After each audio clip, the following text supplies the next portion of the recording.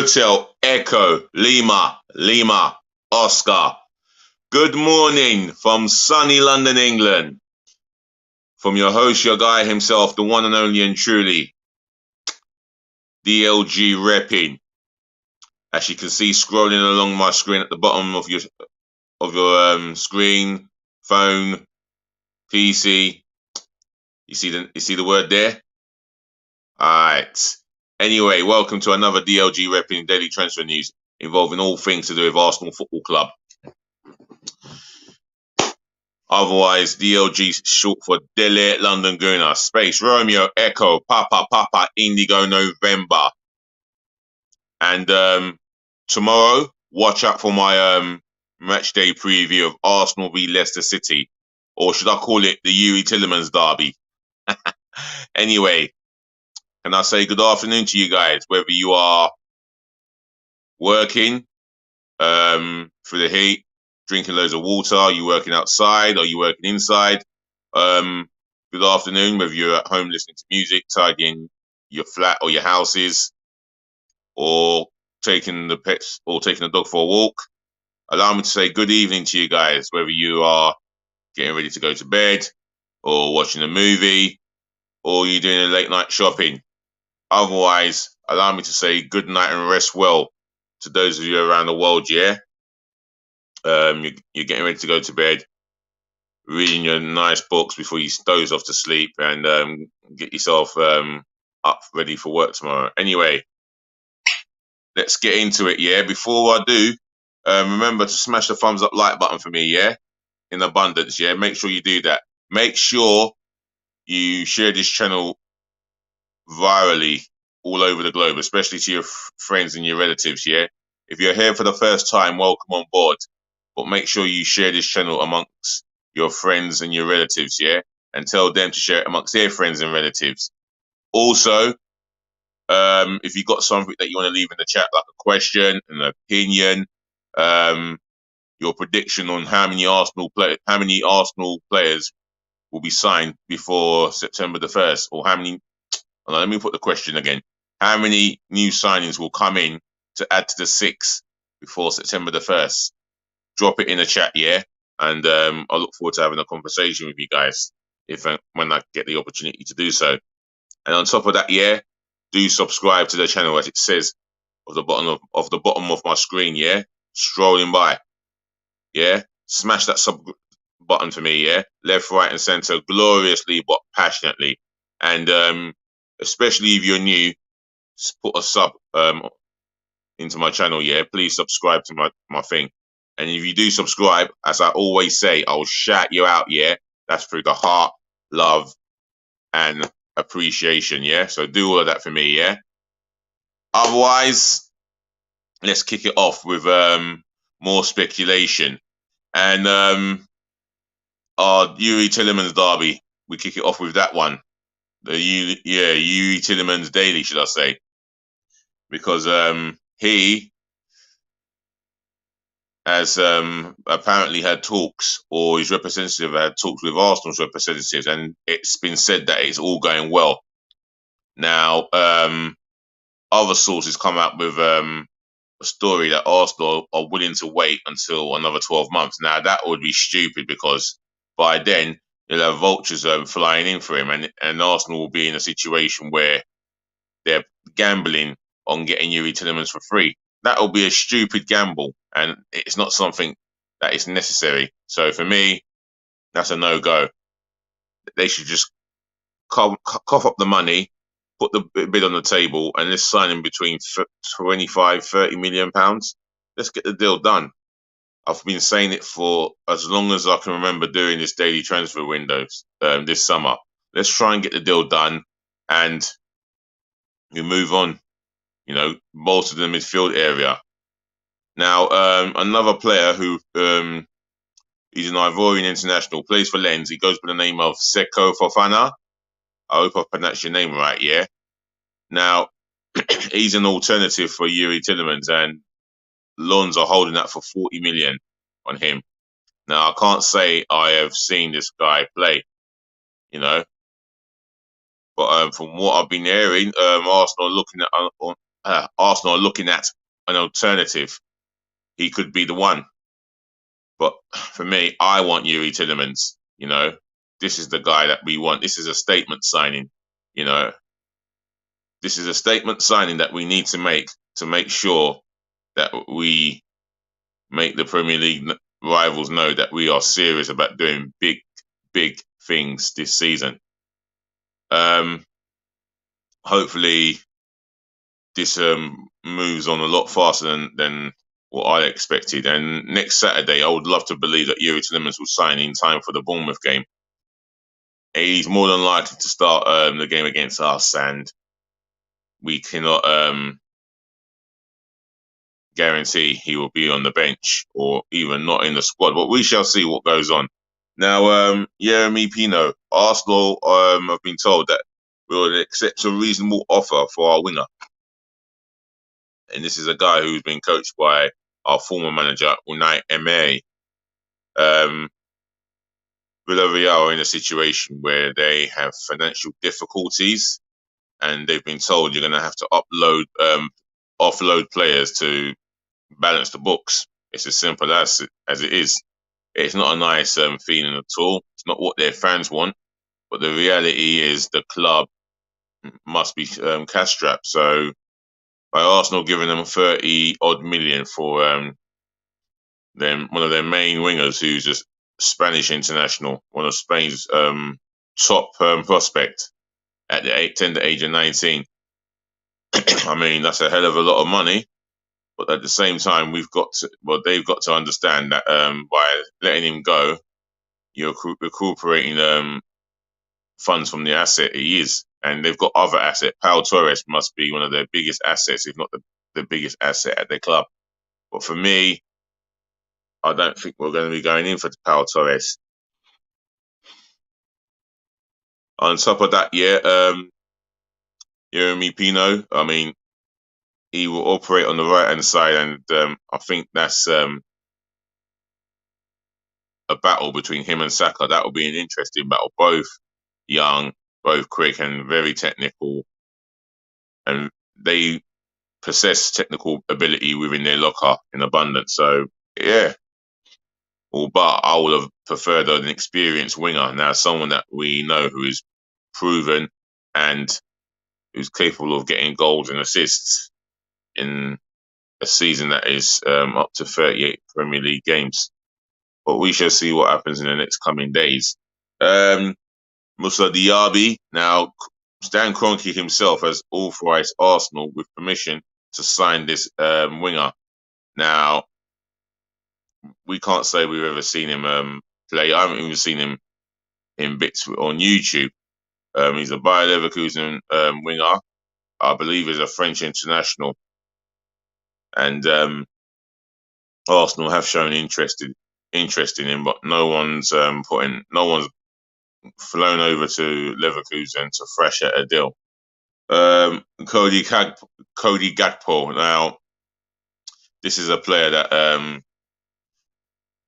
Edu really admires, and he wants to get the deal done. But yet, no one's going over to PSV Eindhoven to thrash out a deal. So, for me, I just don't know where or how we're going to get these wingers in if Arsenal not showing that statement of intent. And there's no intent at all. No intent whatsoever. Big up the viewer who's just joined me. Love my guy. So anyway, let's move on to the outs. Pablo Mari, he's close to signing for Monza, an Italian club who have been promoted from Serie B to Serie A, but on loan. Now, if they were to survive, they have Pablo Mari on a permanent deal, and the deal could cost between, up to £4, maybe £5 million. That's not enough, but it is what it is. But looking on it, yeah, he's not exactly a price asset, and I don't think he had the mobility about him as a centre half. I don't think he was quick enough, So we actually needed someone who's a little bit quicker than Pablo Mari. But there's no grudge against Pablo Mari. He wants to play first team football. He's possibly eyeing up an opportunity to force himself into the Spanish squad, and good luck to him. It's a World Cup, yeah. Anyone would want to do that. Let's move on to Nicolas Pepe. Now, I've spoken about him enough, and I think he's had his time. It's just a matter of time until someone comes in with the someone comes in with a substantial bid that Arsenal will be satisfied with. And if they're satisfied with that bid, I believe they'll accept it. And I'm not talking about £72 million.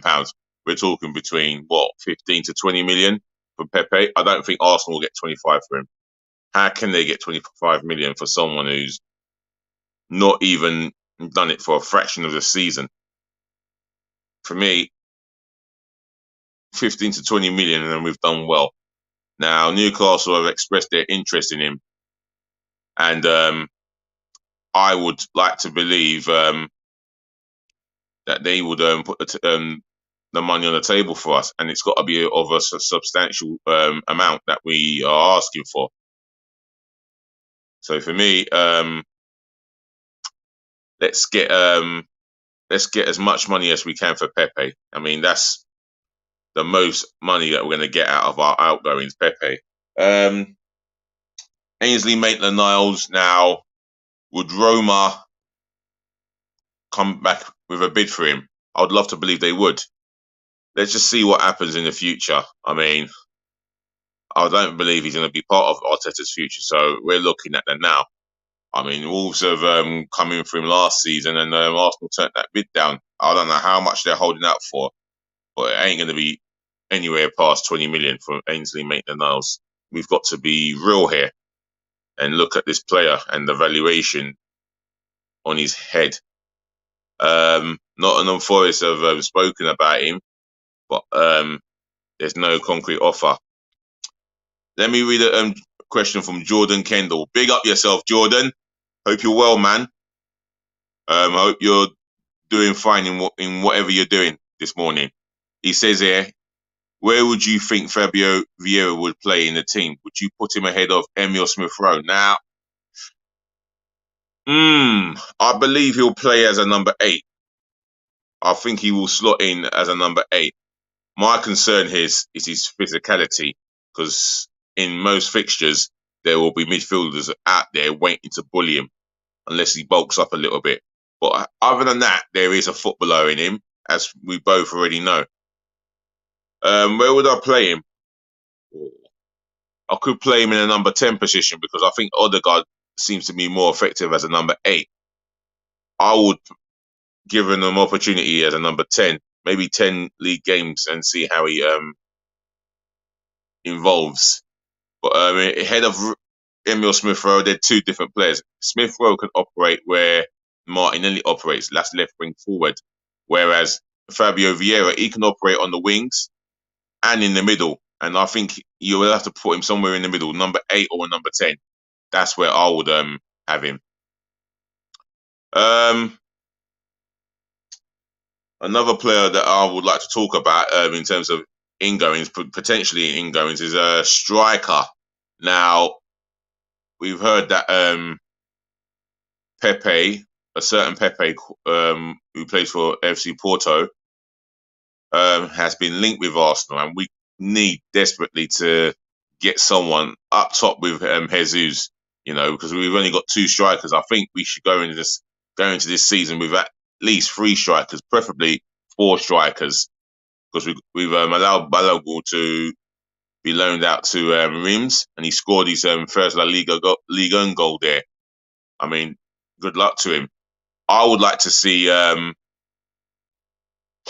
Ivan Toney. I'll be happy to take Ivan Toney, or Dominic Calvert-Lewin when fit. That's one of the 2 strikers. Someone different. Someone 6 foot and above tall. Great in the air. Goal scoring machine. And I look at Toney, and he could be that guy. I mean, how many Premier League goals did he get? If anyone has got the answer, leave it in the chat. But for me, and Ivan Toney would be my first preference. For the simple fact is he's fit. He looks sharp on Sunday. It looks like he's going to be a menace for every Premier League defender, whether your name's Rafa Varane or Joe Bloggs. He looks like he's going to be a menace in the air.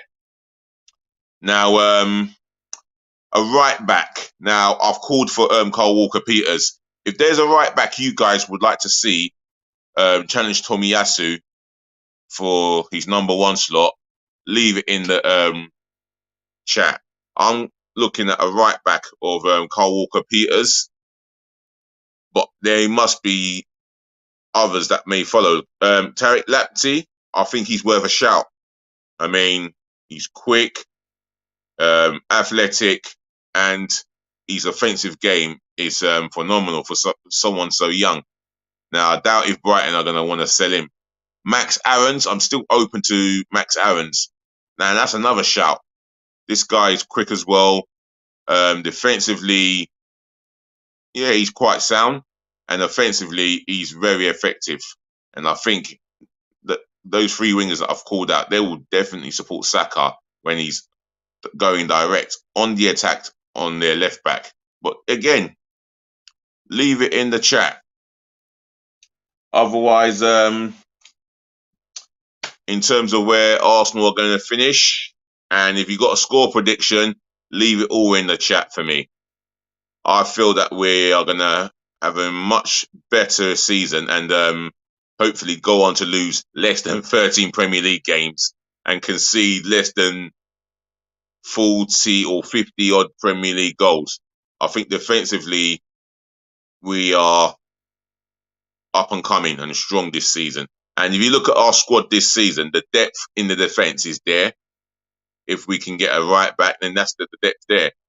Where we're lacking depth is the midfield area and maybe the attacking area. So for me, we need to sort out those two areas in this remaining days of the transfer window. Other than that, I'm going to leave it as that and say, ladies to the gentlemen, to the boys, to the girls, always a pleasure to have you watching my channel. So thank you for listening. Thank you for tuning in. Thank you for watching and saving the best to last, as you know I always do. Thank you so much for putting up with me. And thank you so much, Jordan Kendall, for the question there. I really appreciate that. And on top of that, yeah, it's hot in London, 30 degrees plus. So remember to take care of your friends, take care of your families, take care of yourselves, drink loads of water, and look after yourselves. Peace, love, and bless again, as I always say. And on top of that, yeah, DLG Reppin'. I'll be back to talk again. Also, please remember to be nice.